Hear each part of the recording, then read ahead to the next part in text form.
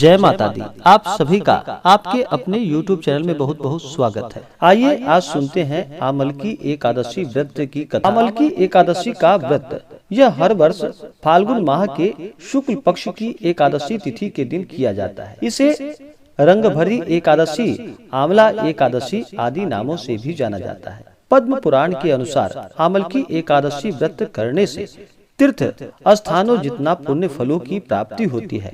सभी यज्ञों के बराबर फल देने वाले इस आमलकी एकादशी व्रत को करने से व्यक्ति मोक्ष को प्राप्त करता है तथा मृत्यु के बाद भगवान विष्णु के धाम को जाता है। आमलकी एकादशी व्रत के दिन इस दिन भर उपवास रहते हुए भगवान श्री हरि विष्णु, माता लक्ष्मी का पूजन करना चाहिए और इस दिन भगवान विष्णु के अवतार भगवान परशुराम का पूजन किया जाता है।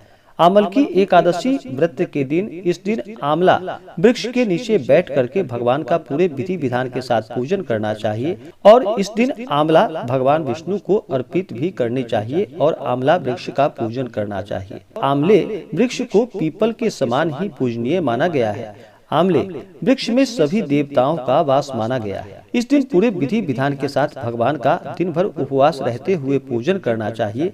रात्रि जागरण करके समय व्यतीत करनी चाहिए और अगले दिन जाकर के फिर इस व्रत का पारण समय के अनुसार करना चाहिए। ब्राह्मणों को दान और दक्षिणा देनी चाहिए। इससे अनंत गुना पुण्य फलों की प्राप्ति होती है। तो आइए सुनते हैं आमलकी एकादशी व्रत की कथा। तो बोलिए प्रेम से भगवान श्री हरि विष्णु की जय, माता लक्ष्मी की जय। कि प्राचीन समय में वैदिक नामक एक नगर था। उस नगर में ब्राह्मण, वैश्य, क्षत्रिय, शूद्र चारों वर्ण के लोग प्रसन्नता पूर्वक रहते थे। नगर में सदैव वेद ध्वनि गूंजा करती थी। उस नगरी में कोई भी पापी, दुराचारी या नास्तिक व्यक्ति नहीं था। उस नगर में चैत्ररथ नामक चंद्रवंशी राजा राज्य करता था। वह उच्च कोटि का विद्वान तथा धार्मिक प्रवृत्ति का व्यक्ति था। उसके राज्य में कोई भी गरीब नहीं था और ना ही कोई कंजूस था। उस राज्य के सभी लोग भगवान विष्णु के परम भक्त थे। वहाँ के छोटे बड़े सभी निवासी प्रत्येक एकादशी का उपवास करते थे। एक बार फाल्गुन माह के शुक्ल पक्ष की आमलकी नामक एकादशी आई। उस दिन राजा और प्रत्येक प्रजाजन, वृद्ध से बालक तक ने आनंद पूर्वक उस एकादशी को उपवास किया। राजा अपनी प्रजा के साथ मंदिर में आकर कलश स्थापित करके तथा धूप, दीप, नैवेद्य, पंचरत्न, छत्र आदि से धात्री का पूजन करने लगा। वे सब धात्री की इस प्रकार स्तुति करने लगे कि हे धात्री, आप ब्रह्म स्वरूपा हैं। आप ब्रह्मा जी द्वारा उत्पन्न हो और सभी पापों को नष्ट करने वाली हैं। आपको नमस्कार है। आप मेरा अर्घ स्वीकार करो। आप श्री रामचंद्र जी के द्वारा सम्मानित हैं। मैं आपसे प्रार्थना करता हूँ, मेरे सभी पापों का हरण करो। उस मंदिर में रात को सभी ने जागरण किया। रात के समय उस जगह एक बहेलिया आया। वह महापापी तथा दुराचारी था। अपने कुटुंब का पालन वह जीव हिंसा करके किया करता था। वह भूख प्यास से अत्यंत व्याकुल था। कुछ भोजन पाने की इच्छा से वह मंदिर के एक कोने में बैठ गया। उस जगह बैठकर वह भगवान विष्णु की कथा तथा एकादशी महात्म्य सुनने लगा।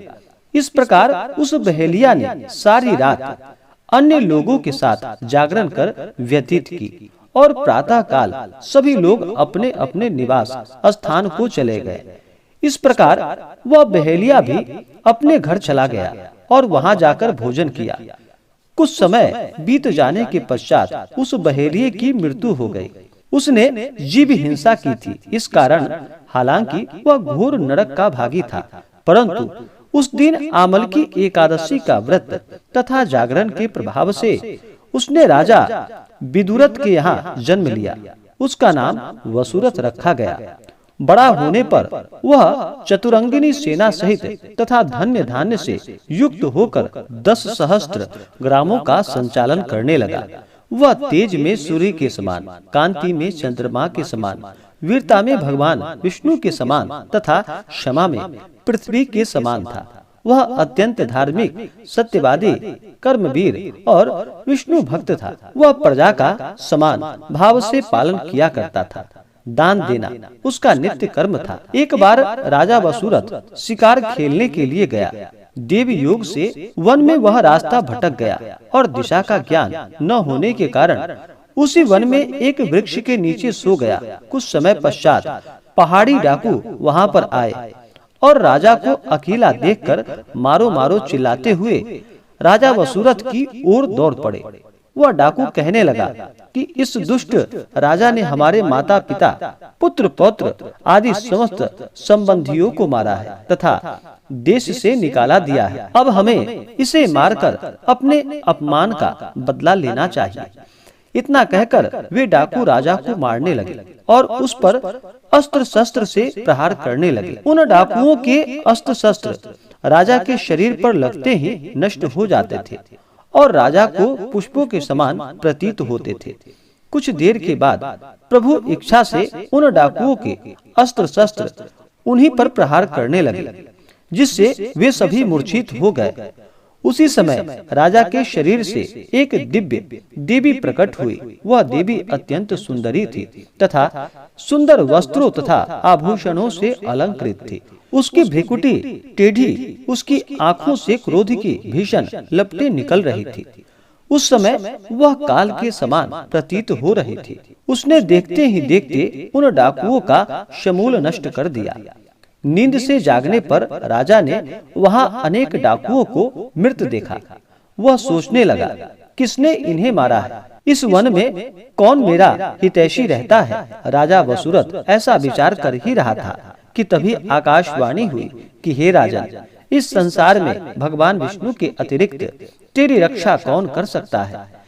इस आकाशवाणी को सुनकर राजा ने भगवान विष्णु को स्मरण कर उन्हें प्रणाम किया। फिर अपने नगर को वापस आ गया और सुख पूर्वक राज्य करने लगा और अंत में वैकुंठ धाम को प्राप्त हुआ। इसी प्रकार से जो भी सच्ची श्रद्धा के साथ भगवान का पूजन करते हैं, व्रत करते हैं, कथा श्रवण करते हैं, भगवान उनकी सदैव रक्षा करते हैं और उनके सभी मनोकामनाओं को पूर्ण करते हैं। तो बोलिए प्रेम से भगवान विष्णु की जय, माता लक्ष्मी की जय। इसी प्रकार से जो भी जातक सच्ची श्रद्धा के साथ नियम और निष्ठा के साथ आमल की एकादशी का व्रत करते हैं, कथा श्रवण करते हैं, उनके सभी पाप और ताप नष्ट हो जाते हैं तथा सभी प्रकार के सुख और समृद्धि की प्राप्ति होती है। तो आशा करता हूँ कि जानकारी आपको अच्छा लगा हो। ऐसे ही जानकारियाँ प्राप्त करते रहने के लिए हमारे इस चैनल को लाल बटन दबा करके सब्सक्राइब करें, साथ में बेल आइकन घंटी को दबाना न भूलें ताकि मेरे वीडियो का नोटिफिकेशन आपको समय से मिलता रहे। वीडियो को लाइक करें, शेयर करें। जय माता दी, धन्यवाद।